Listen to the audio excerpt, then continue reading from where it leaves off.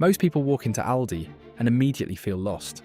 Locals breeze through like they know a secret system. Because they do. First, you need a gold coin for the trolley. It's not a scam, it's genius. No staff collecting trolleys means lower prices for you. Bring your own bags or buy them there, and our staff won't pack for you. That's the deal. Special buys drop Wednesdays for food and Saturdays for everything else. Locals mark their calendars. Aldi only stocks 1,700 products versus 30,000 at Coles. Fewer choices, better prices. Checkout is lightning fast. Staff rotate between registers and stocking. Keep up, their home brands are often identical to name brands. Same factories, different labels, half the price. You can return anything with your receipt, even if you ate it and didn't like it.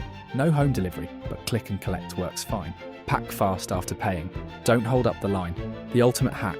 Shop Wednesday mornings right when special buys drop. Bring exact change for the trolley, and always check their middle aisle first.